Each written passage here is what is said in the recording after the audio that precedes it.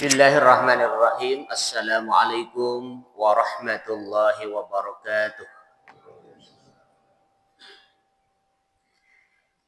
Alhamdulillahi rabbil alamin. Wassalatu wassalamu ala asrafil anbiya'i wal mursalin. Wa ala alihi wa ashabihi ajma'in. Asyhadu an la ilaha illallah al-malikul haqqul mubin. Wa asyhadu anna Muhammadan abduhu wa rasuluhu as-sadiqul wa'dil amin. Allahumma salli ala sayyidina Muhammadin salatan wa salaman daimaini mutalazimaini ila yaumiddin. Faya ayyuhal hadithun ittaqullaha haqqa tuqatih wa la tamutunna illa wa antum muslimun. Qala Allah Ta'ala fil Qur'anil Karim, a'udzu billahi minasy syaithanir rajim. Bismillahirrahmanirrahim. Yarfa'illahu alladhina amanu minkum walladhina utul ilma darajat. Wa qala Rasulullah sallallahu alaihi wasallam, man salaka tariqan yaltamithu fihi ilman sahalallahu lahu tariqan ilal jannah. Hadirin jamaah salat subuh rahimakumullah. Kita sama-sama selalu memanjatkan puji serta syukur kita kehadirat Allah Subhanahu wa taala.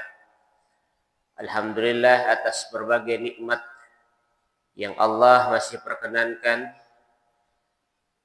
titipkan kepada kita sampai pagi hari ini, terutama nikmat iman dan Islam, sehingga dengan nikmat ini kita tergerak hatinya untuk bisa melangkahkan kaki kita menuju masjid yang kita cintai ini. Diawali dengan salat berjamaah, kemudian dilanjutkan dengan kajian setiap ahad subuh.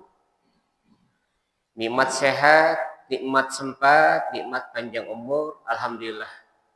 Dengan itu semua kita di pagi hari ini bisa berkumpul bersilaturahmi dalam rangka melaksanakan, menjalankan berbagai kewajiban kita kepada Allah. Salah satunya adalah dengan salat berjamaah, dengan melaksanakan kegiatan kajian di subuh pagi hari ini. Hadirin jamaah salat subuh Masjid Mukhlisin Allahuddin. Pagi hari ini kita akan melanjutkan hancak kajian kitab Nasaihul Ibad. Di bulan sebelumnya kita sudah sampai di bab ke-20. Jadi hari ini insyaallah kita akan melanjutkan di makalah yang ke-21. Bismillahirrahmanirrahim.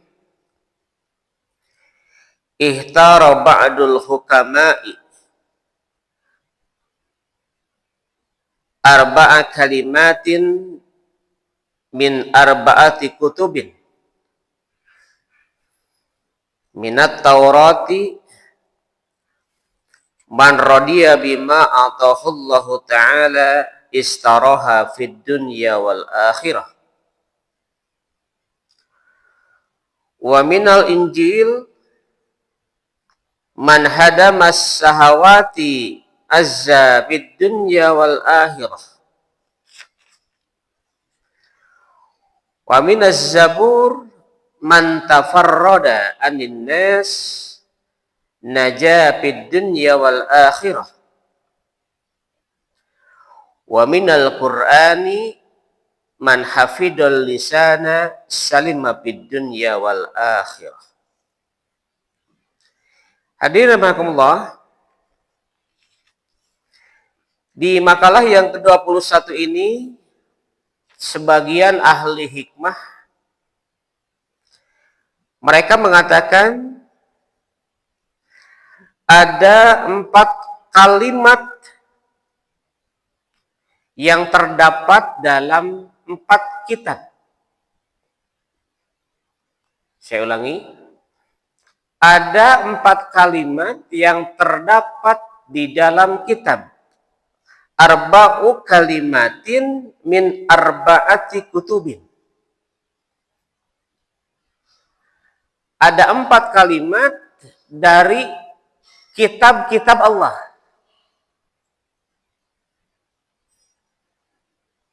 Apa keempat kalimat itu dan dari apa kitab itu? Tentu sebagaimana kita ketahui bahwa Allah telah menurunkan 4 kitab kepada nabi yang berbeda. Kita bahas satu-satu. Kalimat yang pertama terdapat dalam kitab Taurat. Kata para ahli hikmah,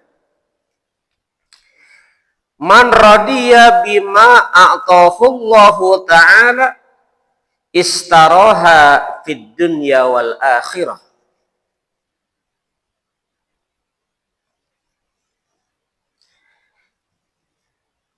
Barang siapa yang merasa ridho,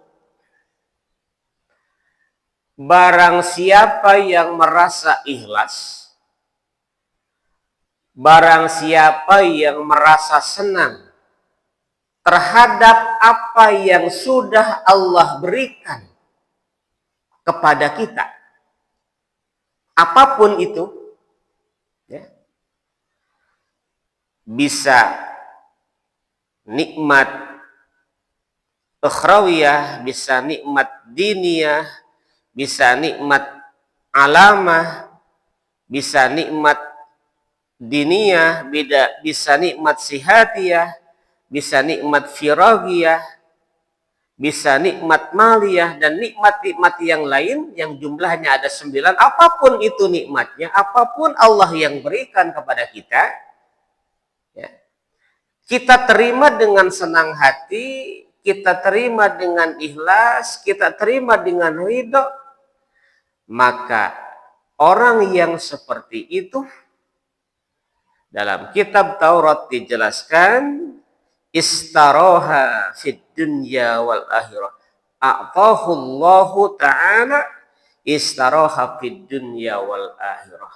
Maka akan Allah berikan kesenangan, Allah akan berikan kebahagiaan bagi orang yang memiliki sifat seperti itu dengan kebahagiaan dan kesenangan dunia dan akhirat.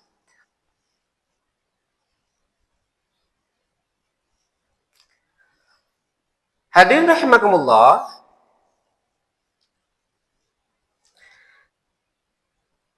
kalimat yang pertama ini yang disampaikan oleh para ahli hikmah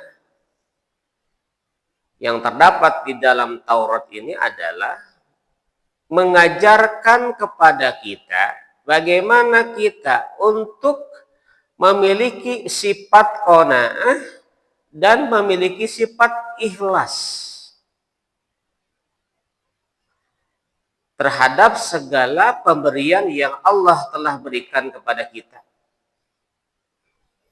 Menerima dengan lapang dada. Jadi qanaah ini sering disinggung di makalah sebelumnya. Bagaimana kita untuk menerima pemberian Allah dengan lapang dada, kemudian lapang dada terhadap segala rejeki. Mungkin rejeki kita ada yang sempit, ada yang biasa-biasa. Kalau diberikan rezeki besar, nggak jadi masalah. Pasti dia bahagia. Tetapi ketika diberikan rezeki yang sempit, dan dia lapang dada, itu adalah bagian dari orang yang memiliki sifat qanaah. Ya. Kemudian ridho terhadap keadaan karena semua sudah diatur oleh Allah. Hidup, mati, bagja, cilaka. sudah ketentuan Allah dan kita harus menerima itu. Kemudian ketentuan-ketentuan Allah yang lainnya, ya. Semua sudah diatur oleh Allah.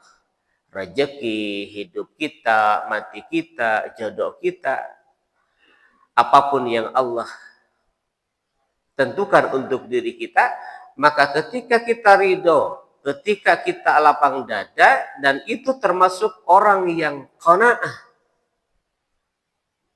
orang yang merasa cukup terhadap pemberian Allah.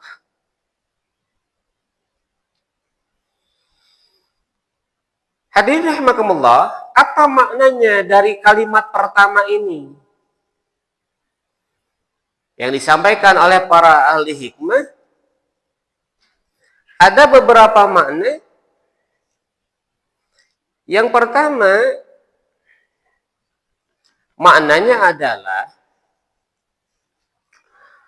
orang yang selalu bersyukur dan merasa cukup dengan rezeki Allah, khususnya rezeki yang halal, ya, hati-hati. Kenapa?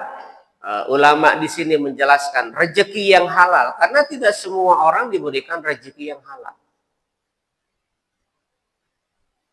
Pernah saya sampaikan di makalah sebelumnya, ittaqil maharim.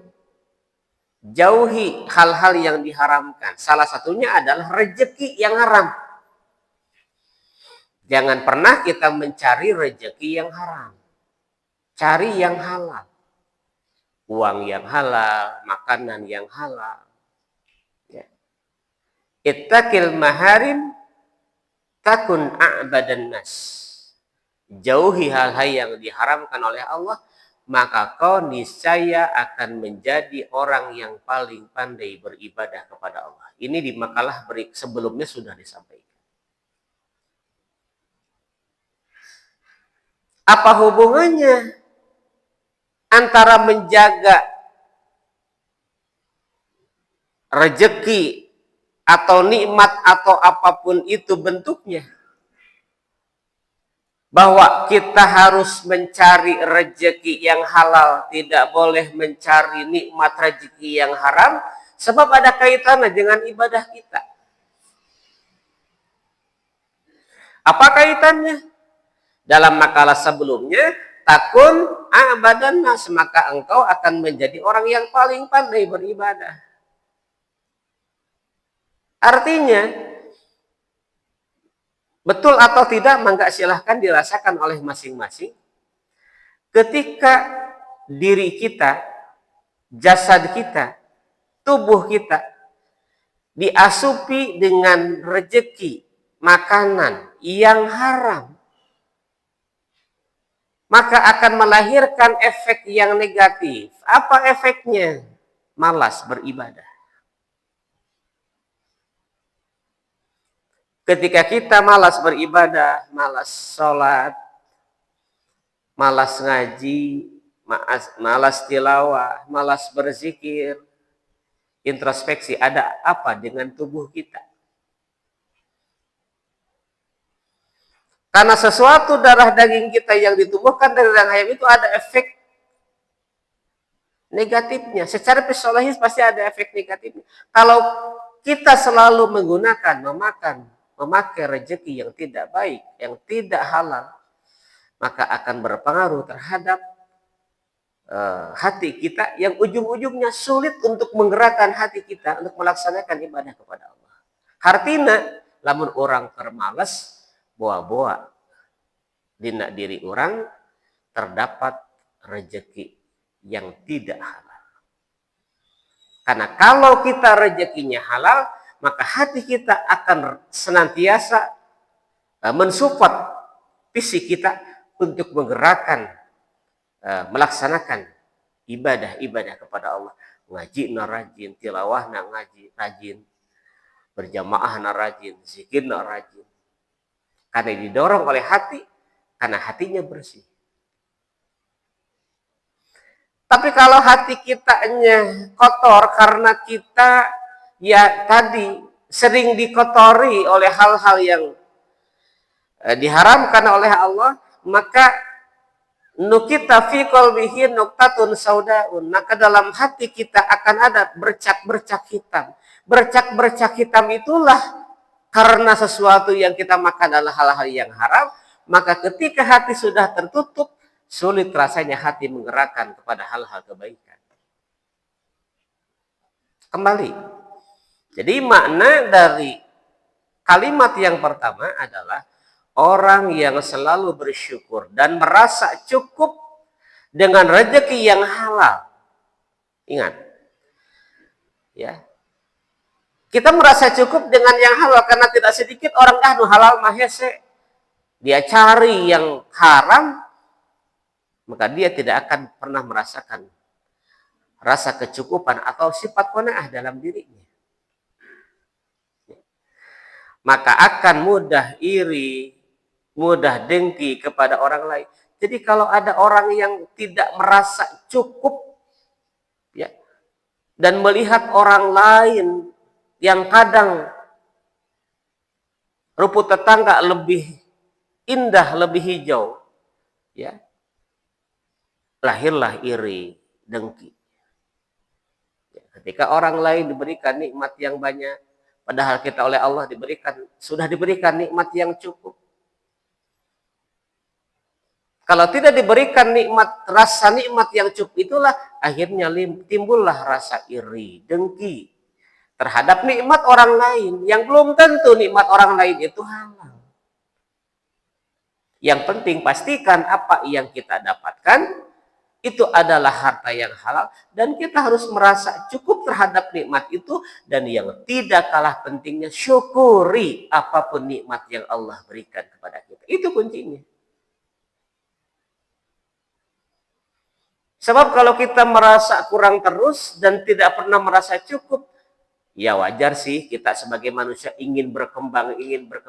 Tapi kudu ngukur ka diri. Naon maksudna? Ulah jika hayang batur anu usahana gede, sementara orang usahana leutik, ujung-ujungnya ningali we ka luhur, sementara nikmat yang sudah kita ada di tangan kita tidak pernah kita nikmati. 10 juta uang dimiliki oleh orang lain. Di pikiran, nah, batur mah loba duit, sapoe teh 10 jutanya kalau duit teh ari urangan 1 juta sabulan. Mikiran anu 10 juta, anu 1 juta nu geus aya dina leungeun tidak pernah ternikmati. Maka cek Rasulullah, salah satu pesan kepada Abu Dzar Al-Ghifari, ningali dunia mah ulah tangah teuing, boleh kali-kali mah. Tapi tong tanggah salila bisi ti tajong. Nikmati yang sudah ada di tangan kita. Jangan terlalu memikirkan nikmat yang ada di orang lain. Itu makna yang pertama. Kemudian makna yang kedua, di kalimat tadi, hatinya akan menjadi tenang karena tidak terus-menerus mengejar sesuatu yang belum dimiliki. Pasti kalau kita menginginkan sesuatu yang belum kita miliki dan terus kita mengejarnya, tidak akan pernah tenang hidup ini. Kamu juga tadi selalu melihatnya kepada tetangga yang lebih di atas kita dalam harta, bukan dalam ibadah. Di ibadah mereka kiri hati mangga. Dalam harta. Sok dibalik aya nama orang. Aya nu rajin ibadah, rajin sholat, keun bae lah, biasa. Itulah yang harus kita iri kepada orang itu. Si anu magening ibadahna rajin, salat jamaah na rajin. Hayang jika si bapak anu kuduna kitu. Jadi teu meunang iri dina harta mah, tapi menang iri dina ilmu, menang iri dina ibadah. Eta mah kudu. Naon maksudna? Lamun batul getol ibadah kudu iri urang. Lamun batur boga ilmu kudu iri urang. Tapi ketika kita iri dalam harta, maka kita tidak akan pernah mengejar harta yang belum kita miliki sampai kapanpun. Hatta zurtumul maqabir, kepuasan hati kita akan pernah puas dengan dunia ini setelah kita masuk ke alam kubur. Selama kita hidup wajar, tapi jangan sekali lagi kudu ngukur ka diri.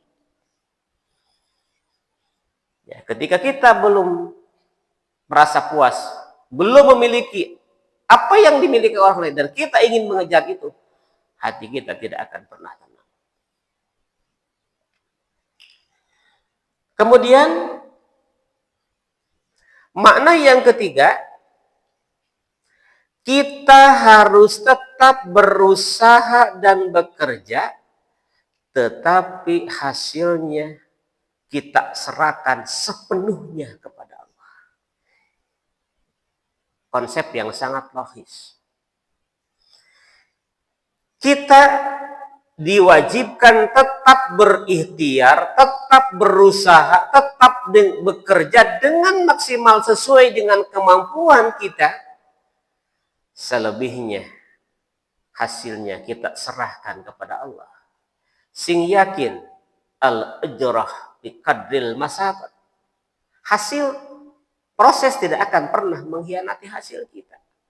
Cuma ketika rezeki yang kita dapatkan berbeda, memang itulah yang Allah berikan kepada kita yang terbaik menurut Allah buat kita. Kan kadang sok aya, ya Allah Gusti abdi teh kurang kumaha, usaha teh berang peuting.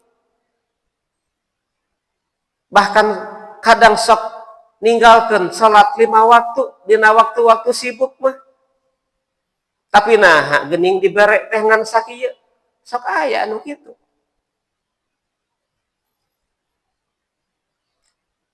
Semua hasil itu yang Allah menentukan, tapi sing ingat, proses tidak akan pernah mengkhianati hasil. Artinya nu penting mah urang ikhtiar ke Allah. Jangan pernah suuzon kepada Allah, ya Allah teuing-teuingeun. Lamun geus aya teuing-teuingeun ka Allah eta suudon ka Allah. Teuing-teuingeun Gusti abdi teh kudang kumaha usaha teh geus itu geus ieu nah hirup teh miskin wae. Eta geus suuzon ka Allah. Sing yakin dina diri orang, bagi orang yang beriman, kebahagiaan itu bukan hanya kebahagiaan dunia. Kebahagiaan dunia adalah kebahagiaan semu. Dan yang kita cari bukan hanya itu, tapi kebahagiaan akhirat, kebahagiaan yang hakiki. Lamun teh mah orang di dunia diberi ku Allah ngan pas-pasan, teu naon, penting orang bisa mensyukuri jeung daek ibadah ka Allah. Sabab teu sakedik jalmi anu rezekina seueur, diberi perusahaan seueur poho ka Allah. Itulah makna yang ketiga. Kita tetap wajib ikhtiar dengan maksimal. Selebihnya hasilnya kita serahkan kepada Allah. Hadirin jamaah salat subuh rahimakumullah. Nah, kembali ya. Masih kalimat nomor 1. Barang siapa yang merasa senang, merasa ridho, merasa ikhlas terhadap apa yang telah Allah berikan kepada kita, maka dia akan diberikan kebahagiaan dunia dan akhirat. Pertanyaan kita, apa kebahagiaan dunianya? Apa kebahagiaan akhiratnya ketika kita memiliki sifat qanaah dalam diri kita? Hadirin rahimakumullah, kata para ulama di dalam kitab Nasha'ihul Ibad ini, kebahagiaan dunia orang yang ridho terhadap pemberian Allah, maka kebahagiaan dunianya hiji. Kebahagiaan dunianya pertama akan memiliki hati yang tenang. Da geus diatur ku Allah rezeki mah, da geus diatur ku Allah itu ieu mah. Sakali deui nu penting urang ikhtiarna kade. Belah asal-asalan. Sing maksimal. Di lamun orang ridho terhadap pemberian Allah, terhadap apa yang Allah tentukan, hati kita akan tenang karena semua sudah diatur oleh Allah. Itulah kebahagiaan di dunianya. Allah berikan seperti itu. Tidak selalu dikejar oleh keinginan yang kadang tidak sesuai dengan kemampuan kita. kahayang itu sesuai dengan kemampuan kita, sulit. Jadi mengejar dunia ini seperti mengejar bayang-bayang. Di daguan cicing, di udag kalah lumpat. Kemudian kebahagiaan dunia bagi orang yang memiliki sifat qanaah yang kedua, terhindar dari sifat tamak dan gelisah. Pernah dijelaskan di pengajian sebelumnya, salah satu hikmah ibadah kurban menghilangkan sifat tamak, hati-hati. Jadi bukan sebaliknya, dengan berkurban ini bukan hanya orang yang berkurban atau disebut dengan mudhohi, tapi kita yang termasuk kemarin di luar mudhohi, ya, kita ikut membantu dalam kepanitiaan, ya, ada yang pecahan tulang, penimbangan, penyembelihan dan macam-macam, yakin kita sama mendapatkan pahala seperti pahalanya orang yang mudhohi. Tapi dengan syarat tentu kita harus amanah. Kita yang diamanahi, yang dititipi amanah oleh para mudhohi harus amanah. Bukan dengan kegiatan itu kita melahirkan sifat rakus. Justru dengan berkurban itu, termasuk kita panitia, jangan menambah sifat kerakusan kita, tapi justru untuk menghilangkan sifat-sifat kebinatangan. Salah satunya adalah hewan yang namanya monyet. Kiri makanan, kanan makanan, tangan kiri makanan, tangan kanan makanan, di ketiaknya ada makanan, di kepalanya ada makanan, di kakinya ada makanan, semua penuh, di mulutnya ada makanan. Kita tanggana, ari babaturana, gigit jari teka bagian. Ayah beja cenah aya nu kabagian tulang ngungkul, nasi itu mah cenah loba dagingna. Tah ulah kitu meureun. Dengan berkurban teh kita diajarkan melalui kurban untuk menghilangkan sifat-sifat ketamatan.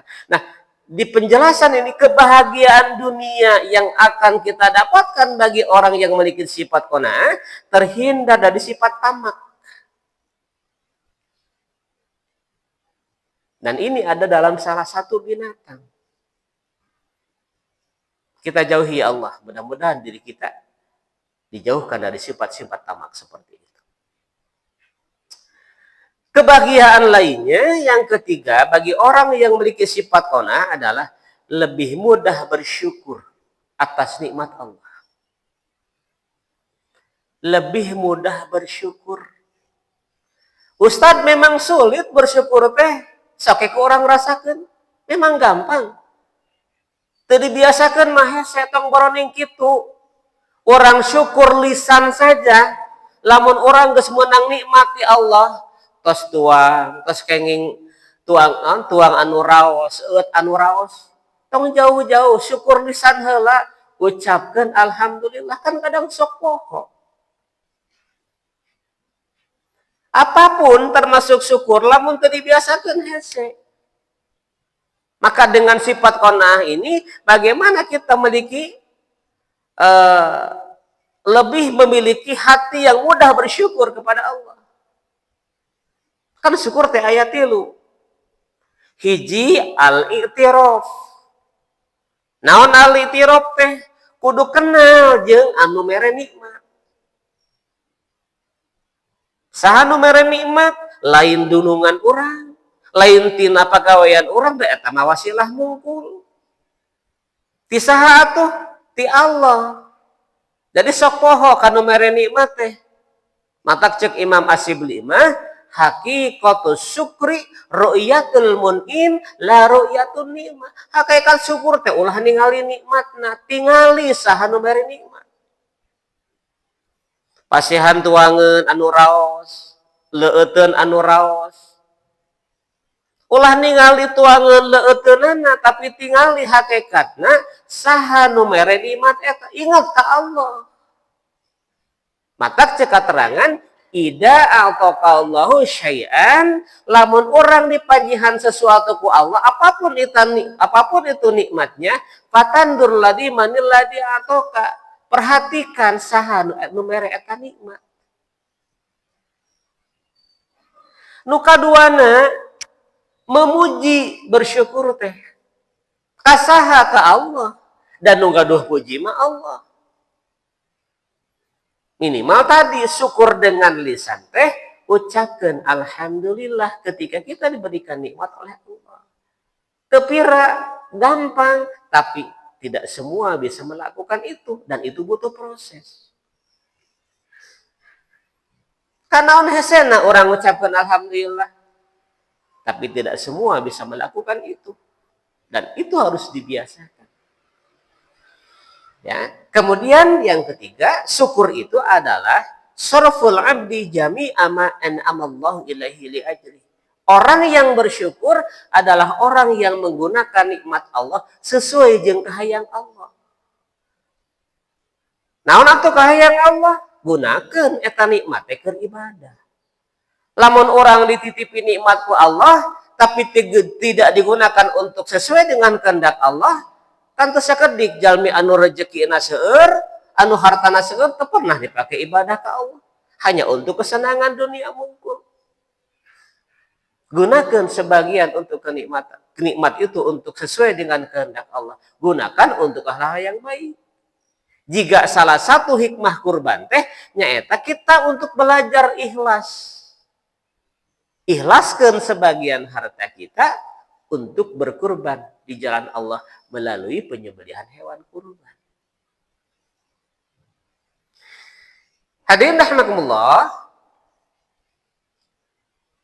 itu kebahagiaan dunia. Satu lagi, kebahagiaan dunia dengan sifat qanaah ini adalah hidupnya terasa lebih damai dan lebih bahagia.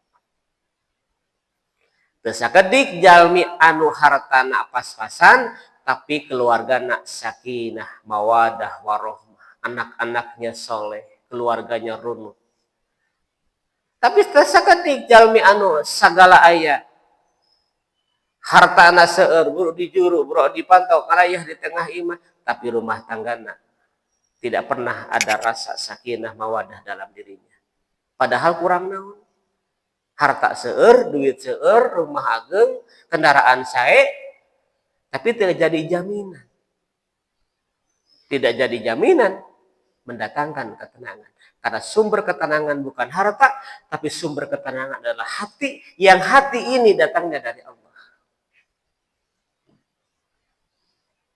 Laisal gina an kasratil aqad walakinnal ginna nafsi. Orang yang kaya bukan kaya harta, tapi orang yang kaya adalah orang yang kaya hati. Itulah kebahagiaan dunia yang akan didapatkan oleh orang yang memiliki sifat qanaah. Merasa cukup terhadap pemberian Allah, dia akan bahagia dunia seperti tadi dan ia akan bahagia akhirat. Lalu apa kebahagiaan akhirat yang dia dapatkan? Hadirin rahimakumullah. Kemudian kebahagiaan akhirat yang akan dia dapatkan, orang yang ridho terhadap ketentuan Allah, pertama, mendapatkan pahala atas kesabarannya. Kesabaran dalam hal apa? Dalam mencari rezeki. Sebab lamun orang tersabar dengan mencari rezeki, aral ka dituna teh. Tadi teh ujung-ujungna suuzon ka Allah. Kan orang teh usaha teh kan teu salamina komo. Lamun profesina pedagang mah kadang laku, kadang henteu, kadang dagangan teh seep, kadang henteu kan begitu kan. Jadi kalau kita ketika kita mencari rezeki, ya tidak dibarengi dengan sabar, susah. Ya, hari ini cuma dapat orderan sekian, hari ini terjual atau laku sekian. Ya. Itu adalah sesuatu yang harus kita hadapi. Ya, keinginan tidak sesuai dengan kenyataan, disitulah kita harus memiliki sifat sabar. Kemudian dicintai Allah karena menerima takdirnya dengan baik. Jadi ketika kita sudah berusaha dengan maksimal, Allah berikan sesuai kehendaknya, kemudian kita terima pemberian nikmat Allah itu, Allah akan cintai karena kita sudah menerima takdirnya dengan baik. Bersyukur, lagi-lagi bersyukur. Ya Allah nuhun. Alhamdulillah Gusti, poe ieu menang rezeki sakieu. Alhamdulillah poe ieu terjual sakieu. Alhamdulillah poe ieu menang laba sakieu. Kita syukur. Allah lebih cinta kepada orang yang seperti itu daripada orang yang suudzon ke Allah. Ya. Orang yang suudzon kepada Allah dan tidak bersyukur kepada Allah. Ai mereka cida Gusti ditengteuingan. Sekali lagi, kalau saya punya pendapat, punya persepsi, punya pemahaman, kalau sudah ada kata tengteuingan ke Allah, eta geus suudzon ke Allah. Memang yang menentukan kita tidak. Kita mah hanya wajib ikhtiar, Allah yang menentukan segala sesuatu. Kemudian apalagi kebahagiaan akhiratnya? Berpeluang memperoleh keselamatan dan kebahagiaan di akhirat. Kurang teh sanes sayang bahagia dunia mungkul kan? Bukan hanya atina fid dunya hasanah. Bukan hanya kebaikan di dunia saja, tapi kita yakin menginginkan wa fil akhirati hasanah. Kita akhirat pun ingin mendapatkan kebaikan. Dan itu akan didapatkan oleh orang-orang yang memiliki sifat qanaah. Hadirin Bapak-bapak jamaah Masjid Mukhlisin Al-Akhuddin rahimakumullah. Kayaknya nggak akan cukup ini waktunya. Ya. Kita bisa nanti lanjut. Ya. Nah, lalu apa hikmahnya? Apa pelajaran, apa hikmah yang dapat kita ambil dari kalimat tadi yang terdapat di dalam Taurat yang disampaikan oleh para ahli hikmah? Apa hikmahnya? Pelajaran apa yang akan kita dapatkan? Hiji, hikmahnya adalah perbanyak rasa syukur atas nikmat yang telah Allah berikan. Syukur lisan, syukur hati, syukur dengan anggota badan. Perbanyak syukur. Sing yakin. Cek Allah di surat Ibrahim. La in syakartum la azidannakum. Lamun kita naik syukur ke Allah.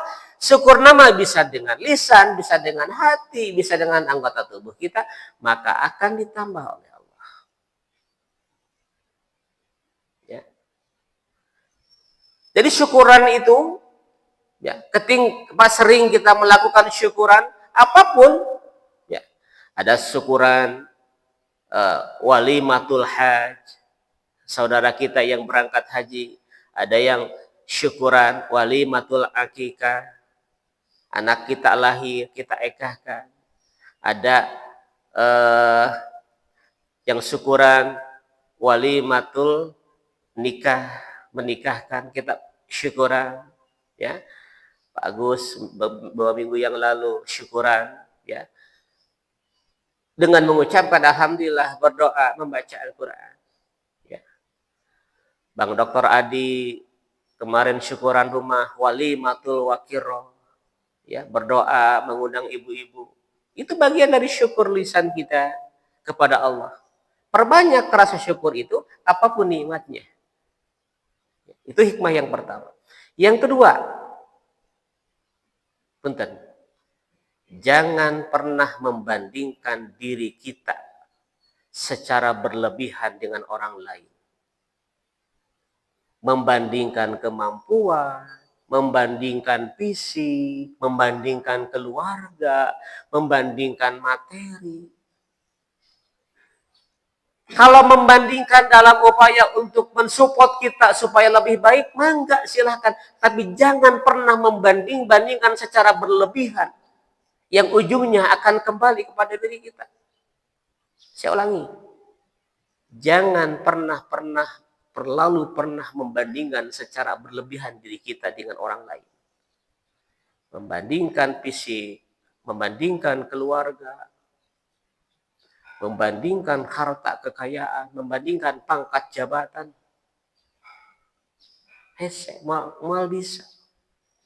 Karena yakin kemampuan kita berbeda dengan kemampuan orang lain. Tapi kalau kita hanya membandingkan dalam untuk mensupport diri kita agar kita bangkit, boleh. Si anu jadi anu, hayang juga anu. Tapi kita termotivasi untuk bisa menjadi seperti oke. Jadi kalau kita membandingkan apa yang kita miliki, belum tentu sama, belum kita miliki. Komo lamun geus masalah harta, pangkat, jabatan, nggak akan bisa. Kalau kita hanya termotivasi dan tujuannya baik, boleh-boleh saja. Tapi kalau hanya membandingkan dengan berlebihan yang ujung-ujungnya akan menjerumuskan diri kita, iri hati, dengki, dan sebagainya, maka akan menjadi penyakit hati, dengki yang ada dalam diri kita. Kalau dalam diri kita sudah ada penyakit iri, dengki, maka tidak sedikit orang yang sakit bukan karena sakit secara lahiriah, tapi banyak orang yang sakit karena sakit memikirkan rezeki, nikmat yang ada pada orang lain. Misalkan dikan jalmi anu hatena goreng, ningali batul menang rezeki, ningali batur maju, kusabab iri, dan irinya tidak diiringi dengan ikhtiar dia sendiri, ujung-ujungnya negatif thinking, ya, ngadoakeun nu goreng, suuzon, si eta mah pantes we bakal mobil ge aing mah nyaho menang jual warisan. Kan gitu akhirnya. Kan kalau hati kita sehat, rek tina arisan, rek tina nganjuk urusan orang. Tapi kalau hatinya sudah ada penyakit hati seperti itu, sulit rasanya untuk menerima ketika kita berbeda dengan orang lain. Saya coba merasa belajar untuk memperbaiki diri. Karena selama ini kalau kita seperti itu, ujung-ujungnya kita akan sakit hati. Orang secara fisik dia sehat, tapi bisa jadi dia sakit karena sakit hatinya.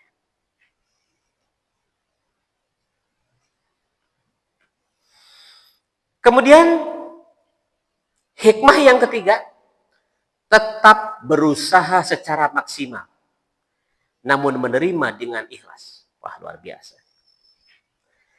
Tetap berusaha secara maksimal, namun menerima hasil dengan ikhlas.